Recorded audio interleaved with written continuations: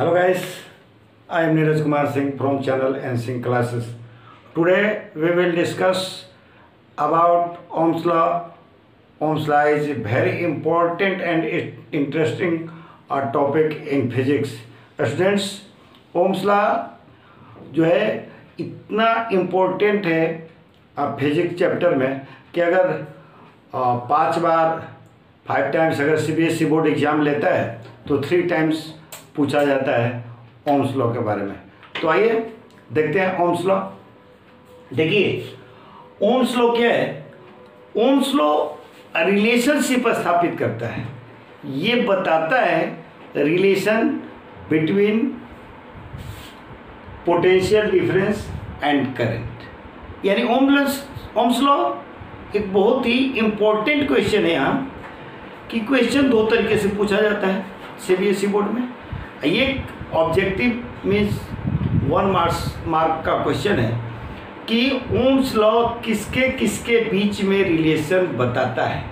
तो आंसर है current and potential difference. Ohm's law current और पोटेंशियल डिफरेंस के बीच में रिलेशन बताता है। कैसा रिलेशन है, देखिए कैसा रिलेशन है। अकॉर्डिंग टू ओम्स लॉ कहते हैं कि एट कांस्टेंट टेम्परेचर, अगर टेम्परेचर कांस्टेंट है, the current flowing through a conductor, यानी किसी भी कंडक्टिंग वायर से, किसी भी कंडक्टर से अगर आप करंट का फ्लो करा रहे हैं, अगर उसमें करंट का फ्लो हो रहा है तो वो directly proportional to the potential difference across the ends.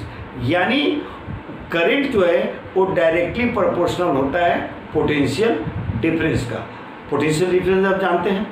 तो पोटेंशियल डिफरेंस और करंट के बीच में रिलेशन बताया क्या कि अगर टेम्परेचर कांस्टेंट है तो किसी भी कंडक्टिंग वायर से या कंडक्टर से आप इलेक्ट्रिसिटी का फ्लो कराते हैं तो करंट डायरेक्टली प्रोपोर्शनल होता है पोटेंशियल डिफरेंस का। देखिए I is directly proportional to V। I directly proportional to V कब? At constant temperature. अगर टेम्परेचर कांस्टेंट है तब हम भी, अगर I डायरेक्टली प्रोपोर्शनल V तो ये भी लिख सकते हैं V is directly proportional to I। और आप जानते हैं फिजिक्स में कि अगर प्रोपोर्शनल को हटाना है तो एक कांस्टेंट लाना पड़ता है। फिर हमने यहाँ प्रोपोर्शनल को हटाया और एक कांस्टेंट लाया, क्या? R। देखिए R क्या है, एक कांस्टेंट लाया हमने और ये लिखा है where R is a constant called resistance. Resistance के बारे में जानते हैं? अगर नहीं जानते हैं तो एक वीडियो मैंने आपके लिए बना रखा है रेजिस्टेंस के बारे में, उस वीडियो को देखिए और रेजिस्टेंस के बारे में जानिए। रेजिस्टेंस क्या है? एक कांस्टेंट है और किसका? कंडक्टर का कांस्टेंट है। रेजिस्टेंस मतलब ऐसी आप जूनियर क्लास में पढ़े होंगे कि अगर किसी भी कंडक्टिंग वायर से अगर आप इलेक्ट्रिसिटी का फ्लो कराना चाहते हैं तो उसके मटेरियल इलेक्ट्रिसिटी को फ्लो होने का विरोध करता है। रेजिस्टेंस मतलब ही होता है प्रतिरोध। तो यानी तत्काल आप ये समझ लीजिए कि किसी भी कंडक्टिंग वायर से जब आप इलेक्ट्रिसिटी का फ्लो कराना चाहते हैं तो मटेरियल जिससे आप इलेक्ट्रिसिटी का फ्लो कराना चाहते हैं वो करंट फ्लोइंग का प्रतिरोध करता है, विरोध करता है। इसी चीज़ को क्या कहते हैं? रेजिस्टेंस कहते हैं। ठीक है ना। तो अब यहाँ से रेजिस्टेंस का फॉर्मूला हम ला सकते हैं। देखिए क्या कि R बराबर हम निकाल देंगे क्या? V/I। और ये रेजिस्टेंस जो है उस पर ओम्स साहब ने बहुत काम किया था, इसलिए उनके नाम पर इसका नाम इसका SI यूनिट ओम रख दिया गया।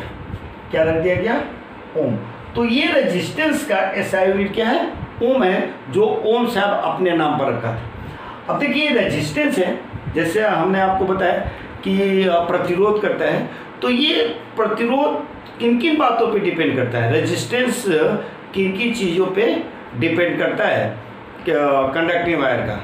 तो रेजिस्टेंस में डिटेल पढ़ेंगे, तत्काल आप जान लें वो 4 चीज़ें: लेंथ ऑफ वायर, थिकनेस, और मटेरियल जिससे वो बना हुआ है, ये सारा चीज़ है जिस पे वो डिपेंड करता है रेजिस्टेंस।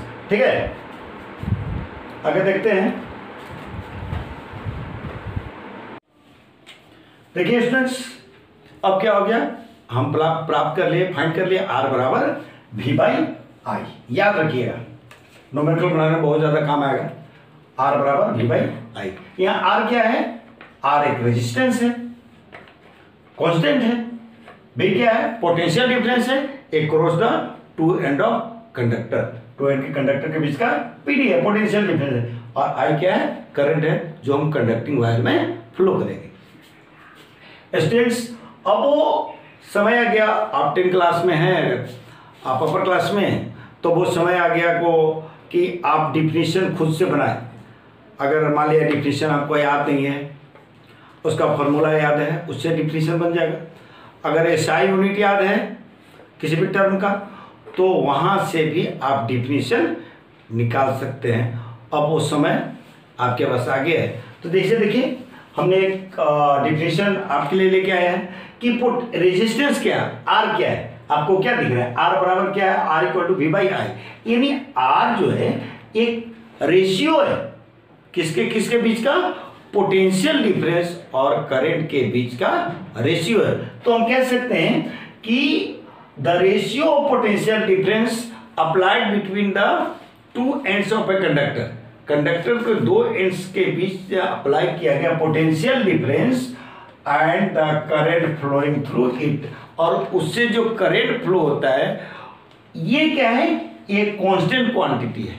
यानी ये रेशियो है किसके किसके बीच का, पोटेंशियल डिफरेंस एंड करंट के बीच का रेशियो है, जिसको हम क्या कहते हैं, रेजिस्टेंस कहते हैं। ठीक है, जैसे अपने आपको हमने बताया कि रेजिस्टेंस किन किन बातों पे डिपेंड करता है। अगला जो डिस्क्रिप्शन में आपका आएगा एनसी क्लासेस में, आप उसको देख सकते हैं। तो क्या हो गया, हम लिख सकते हैं v बाई आई बराबर आर, या फिर इसको क्रॉस मल्टीप्लिकेशन करके हम v पोटेंशियल डिफरेंस भी इससे प्राप्त कर सकते हैं। v बराबर क्या हो जाएगा, i into R. Numerical solve करेंगे उस समय बहुत काम आएगा, हर एक बिंदु को आप ध्यान से पढ़िएगा। और तो करंट भी क्या हो गया, यहाँ से हम करंट को निकाल सकते हैं, आई इसको इधर ले जाएंगे, ट्रांसफर करेंगे आर को, तो v बराबर आर बराबर आ जाएगा v बाई आर, ये करंट आ जाएगा। देखिए स्टूडेंट्स, एक नंबर का क्वेश्चन सीबीएसई बोर्ड द्वारा अब तो एमसीक्यू का भी प्रावधान हो गया है। तो ऐसे कंडीशन में कंसेप्ट का क्लियर होना बहुत जरूरी है। इसलिए आप ये जो हम लिखे आपके लिए 4 पॉइंट, ये आपके लिए बहुत ही ज़्यादा इम्पोर्टेंट है। जब पूछ दिया जाता है कि अगर करंट को डबल कर दिया जाए तो क्या पोटेंशियल डिफरेंस पे उसका क्या प्रभाव पड़ेगा, अगर पोटेंशियल डिफरेंस डबल हो जाता है तो करंट पे क्या प्रभाव पड़ेगा, क्या इफेक्ट उसका पड़ेगा, अगर रेजिस्टेंस को बढ़ा दिया जा रहा है तो करंट पर क्या प्रभाव पड़ेगा। ये बहुत सारा न्यूमेरिकल पूछा जाता है कि अगर if the current is double, अगर करंट को डबल कर देते हैं तो रेजिस्टेंस पे क्या प्रभाव पड़ेगा, या रेजिस्टेंस हाफ हो जाता है तो करंट पे क्या प्रभाव पड़ेगा।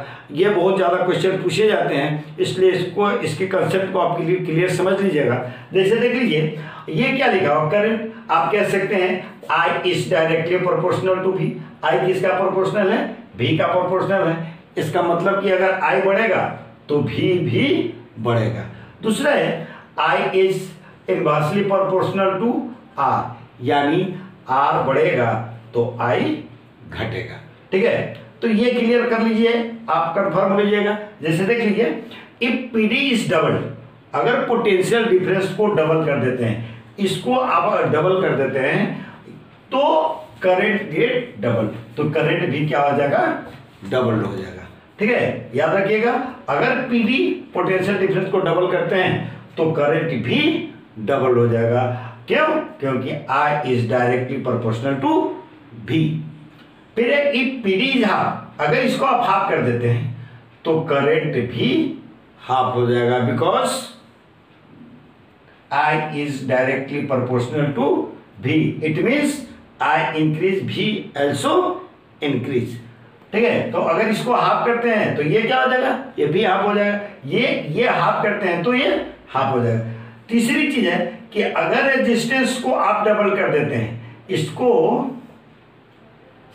डबल कर देते हैं, ठीक है, अगर रेजिस्टेंस को डबल कर देते हैं तो करंट हो जाएगा हाफ, और अगर इसको हाफ कर देते हैं, आर को अगर इसको हाफ कर देते हैं, रेजिस्टेंस को आधा कर देते हैं, करंट विल बी डबल्ड। ऐसे न्यूमेरिकल पूछे जाते हैं कि अगर किसी भी कंडक्टिंग वायर से करंट का फ्लो हो रहा है और रेजिस्टेंस को डबल कर दिया जाता है, रेजिस्टेंस अगर डबल होता है तो करंट पे इसका क्या प्रभाव पड़ेगा, हाफ, डबल्ड, और नो चेंजेस, नो इफेक्ट, ऐसे ऐसे क्वेश्चन आते हैं। तो ये आपके लिए बहुत ही इंपॉर्टेंट है। Thank you.